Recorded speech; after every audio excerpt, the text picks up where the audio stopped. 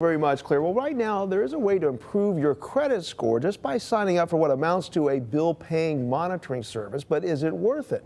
Beth Moody with the Welsh Group joins us this morning to explain some more on Experian Boost. Good to see you this morning. Good morning. Good to be here. Absolutely. So first of all, just explain to people what exactly is Experian Boost.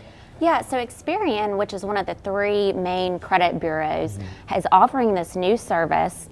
They're rolling it out 2019, and it's basically letting consumers opt in to let Experian monitor their bill payment for utilities and telecom. Okay. And this is different than in the past where credit scores were really looking at your debt repayment, so anything for a mortgage or credit card, so it's a little bit different.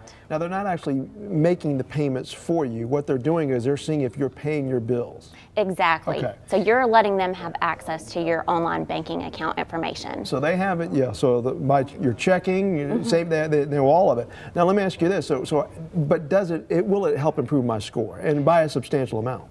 Yeah. So Experian is actually estimating that if you sign up and opt into this service, up to 70 to 75% of people who sign in will get a boost. Now the question is, what's the real world impact of that? Right. So if you've already got a good credit score, which is 670 or above, then you may not see a really real world impact from this. You're probably already getting good rates when you go to get mortgages, loans. But for people less than that, they could really see a real world impact. And really two kinds of consumers fall into this bracket. So you've got people that don't have a good credit history, so they haven't been making payments on time, they're carrying too much debt. So that's one group. And then the other group is really just people with little or no credit history, what Experian refers to as a thin credit file. So one of the ways to build credit is to show it credit history. But if you're starting out or you've just paid cash all along the way, you don't have a history.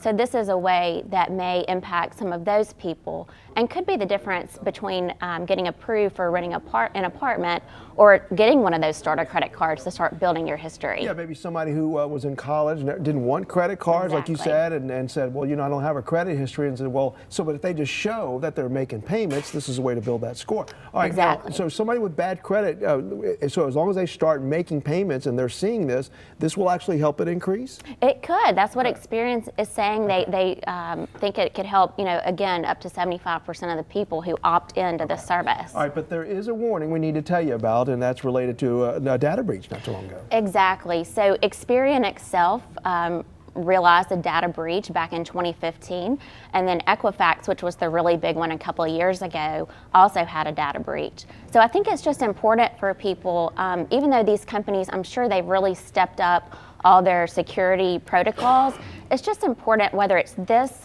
service or any other place you give out your personal information, to just make sure, is it worth the risk? Am I monitoring it?